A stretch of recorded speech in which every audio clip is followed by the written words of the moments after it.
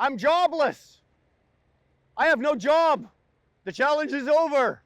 Hey guys, we are done. We are finally finished the 90-day challenge with Ronen on the 2020 Freightliner. Stay tuned, we're gonna give you all the details. This is the final video and this is the wrap up on Ronen's 90-day challenge, air brakes. And we are talking about, of course, the 2020 Freightliner that I've had for 90 days. The challenge started on July 4th. It is currently October 5th. It's October 5th. It's October 7th. I'm lying. It's the 7th. So it's October. It's October 7th. So we're going to give you the final numbers and how the truck did, how it performed, and what I think of it. So first of all, let's get into the mileage numbers. In 91 days, the truck ran 33,310 miles. So not the highest, but it's probably averaging about 11,000 miles a month. Now, mind you, in my own defense, of course, I did have a week off. So out of the 90 days, I was actually 5 days short.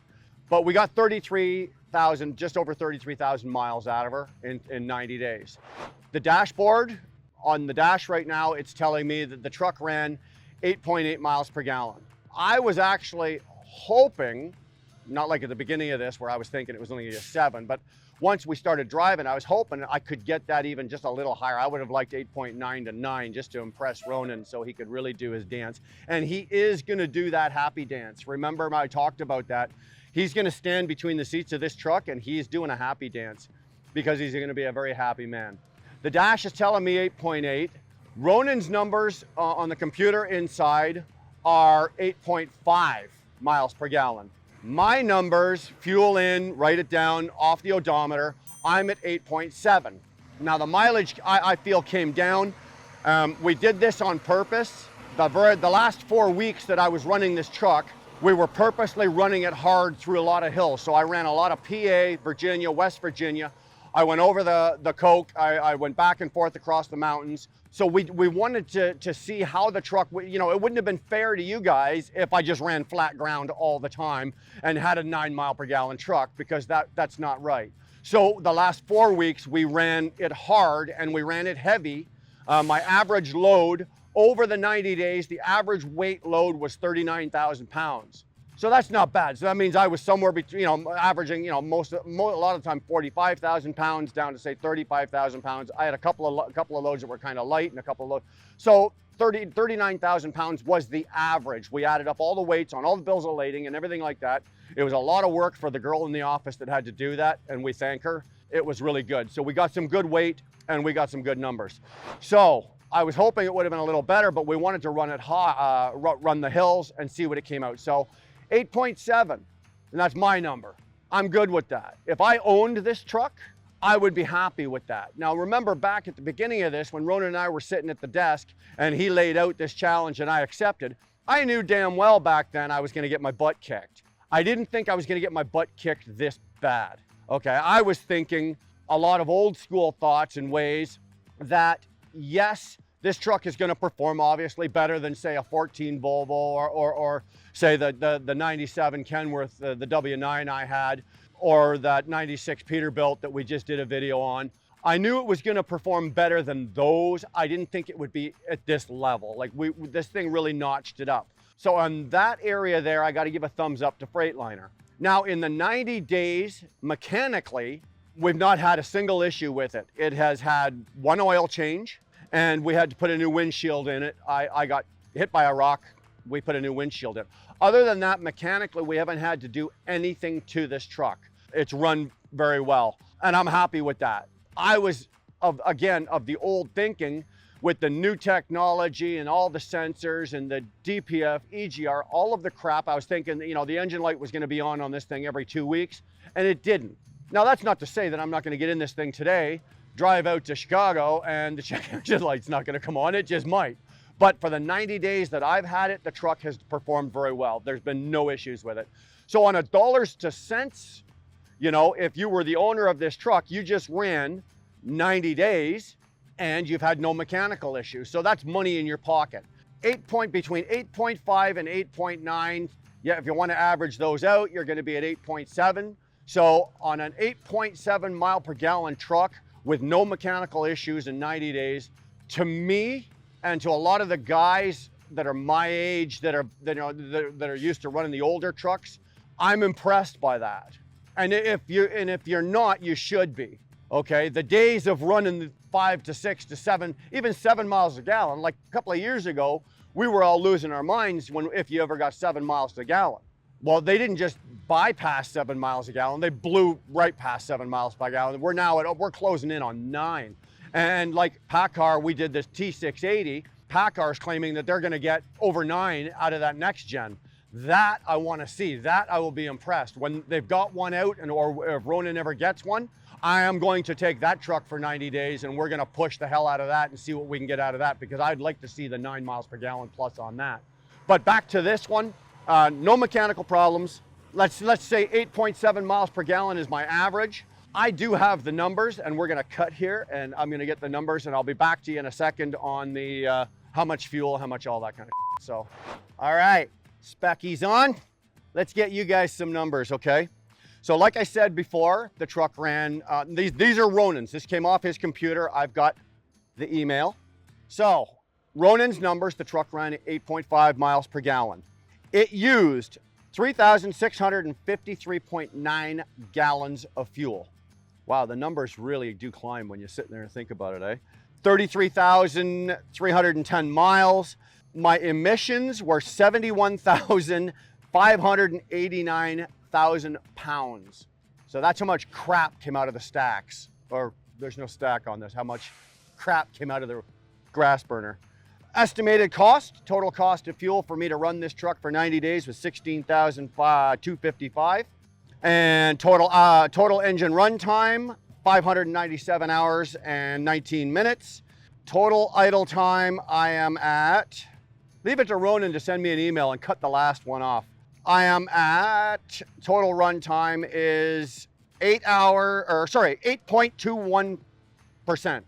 So that's not the greatest, I'll be honest with you. I think ET wants their idle time under 5%. Mine was at 8. I don't idle the truck a lot, but I do cook in my truck and I have to run an air fryer and some other things, and I usually run the engine.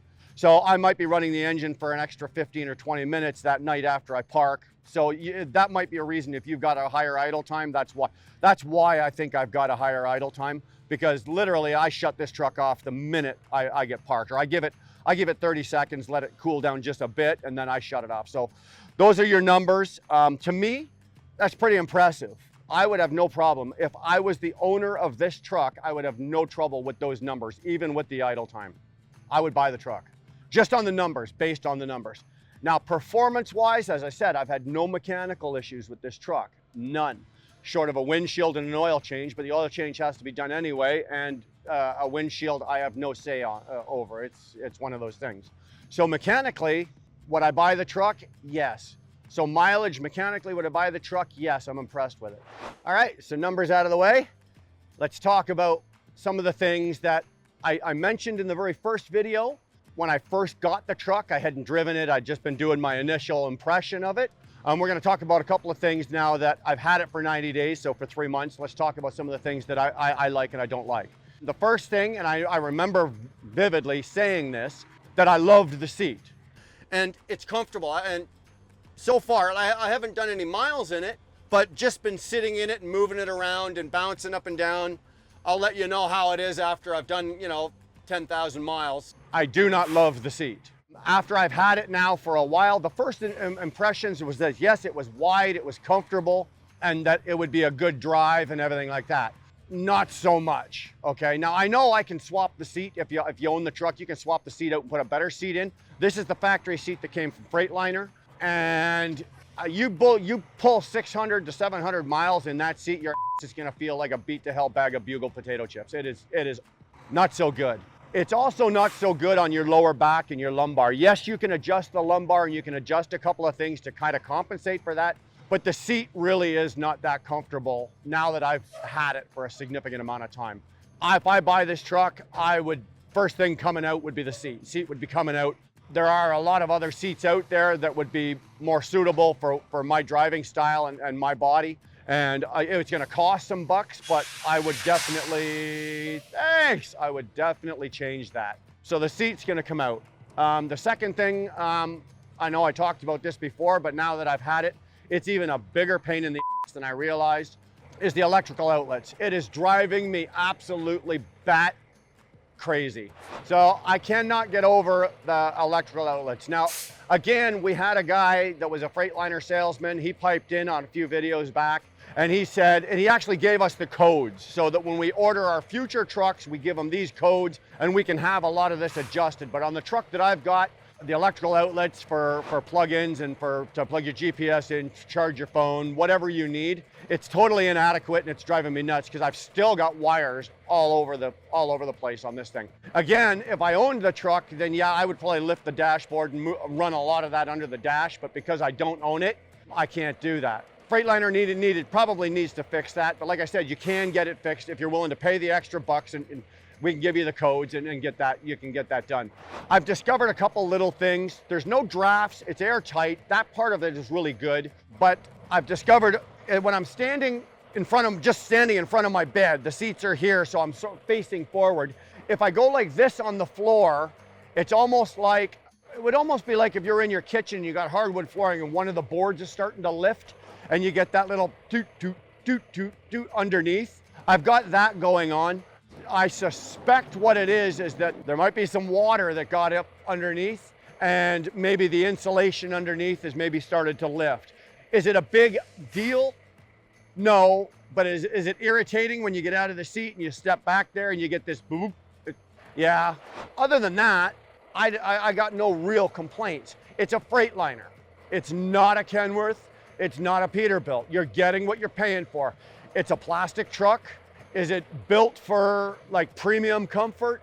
No, it is built for fuel efficiency and it's built to do the job and get the job done. And as far as I'm concerned, and as far as I can tell, it has done that. For the money that they spend on these trucks, they're getting their money out of it. They're getting the value. You spend money, you expect value, you expect a return. They're getting that out of these trucks. So on a whole, Freightliner did a good job with this truck.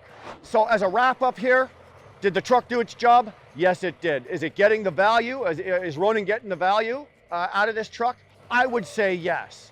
If you're an owner-operator and you're looking for an efficient, relatively cheaper price truck that's, it's not going to leave you on the side of the road, but it is going to work, sure, take a Freightliner. Myself personally, as I've said earlier in earlier videos, I'm an owner-operator, but I don't own a truck. I've put off all of my decisions until we finished with this challenge. I'm jobless. I will be making a decision on what I'm going to do. I'm either going to retire, I'm going to go golfing, I'm going to buy a truck. I don't know, I'm going to go chase my wife around the island in the kitchen. I don't know what I'm going to do yet. I've had some offers for trucks and what I want to do. Let's say I think I'm going to probably buy a truck and stay in the game a little longer. I just can't shake it. And I might actually be buying a Freightliner. Just based on what I've seen here, when I buy this truck, sure, I can run 3 more years if I change a couple things, or if I can find a Freightliner that's got the things that I want that I would change in this one. If I can find one, would I take it? Sure, I think I'm gonna be willing to run 3 more years, and I would be willing to take a Freightliner.